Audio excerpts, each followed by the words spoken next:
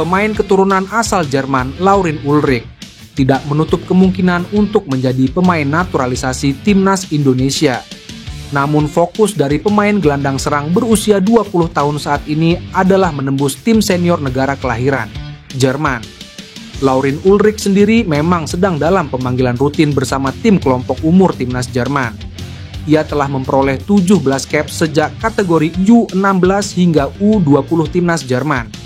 Bahkan penampilan terakhir Laurin Ulrich untuk timnas Jerman tersaji pada agenda FIFA Matchday 1-9 September 2025 lalu.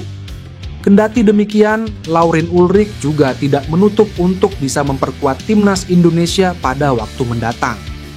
Saya mendengar ada banyak permintaan untuk perkuat timnas Indonesia. Saya tidak sepenuhnya menutup kemungkinan menjadi naturalisasi, kata Laurin. Sebagai pemain, Laurin Ulrich dapat bermanfaat untuk timnas Indonesia. Pasalnya, Laurin Ulrich merupakan pemain berbakat binaan tim Akademi Bundesliga Jerman, VfB Stuttgart. Laurin Ulrich pun mampu mengemas penampilan impresif bersama tim satelit Stuttgart di Bundesliga 3. Total 18 penampilan beserta 3 gol dan 7 assist dicatat oleh Laurin Ulrich selama musim 2024/25.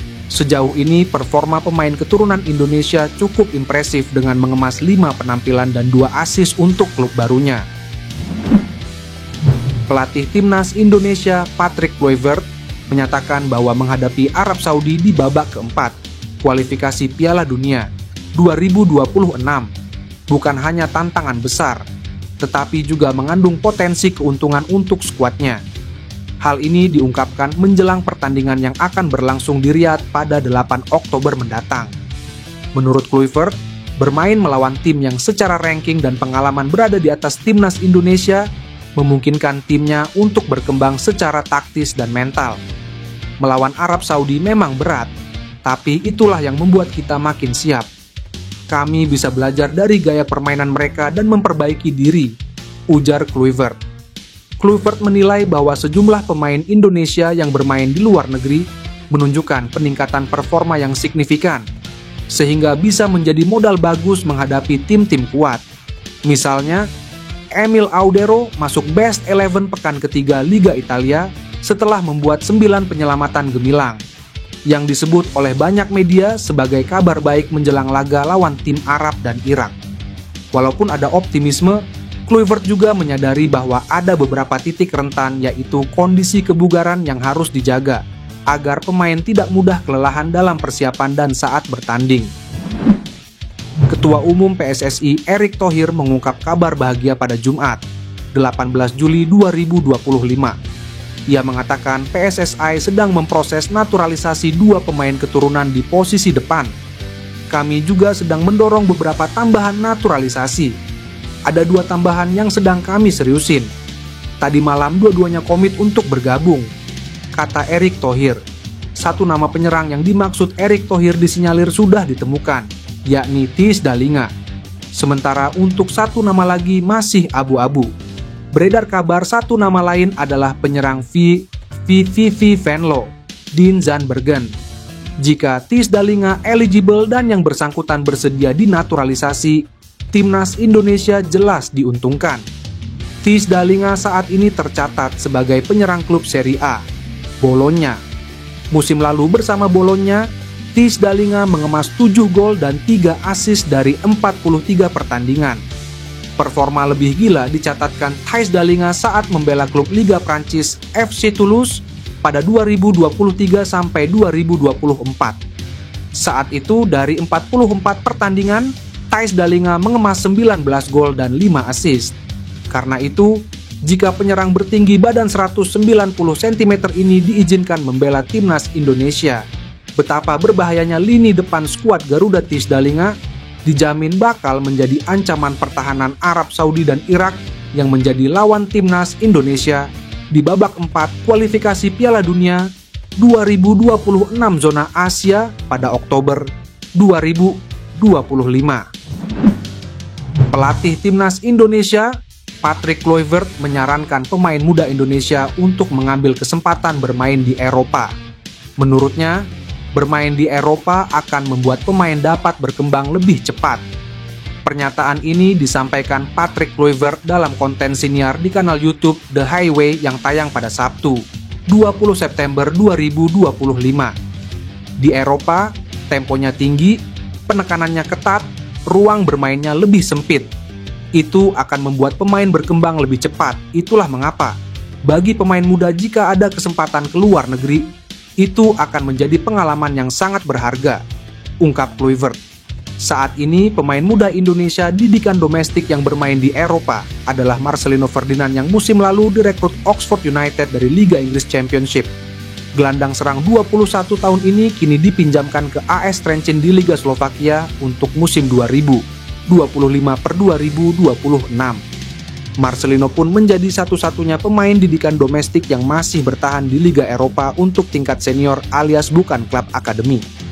Calvin Verdonk mencetak debu bersama LOC Lille pada Minggu dini hari WIB.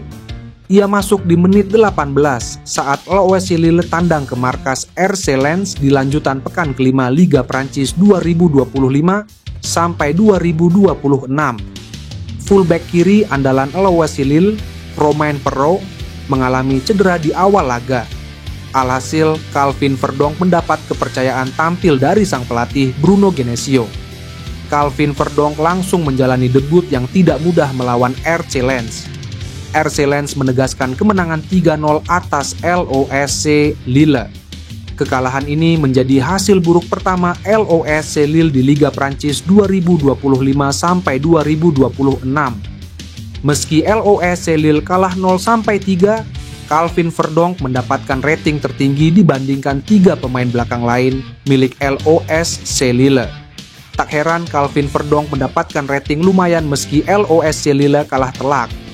Calvin Verdonk mencatatkan 1 shot, memenangkan 4 duel udara, melepaskan 2 tackle sukses dan 3 kali melakukan sapuan.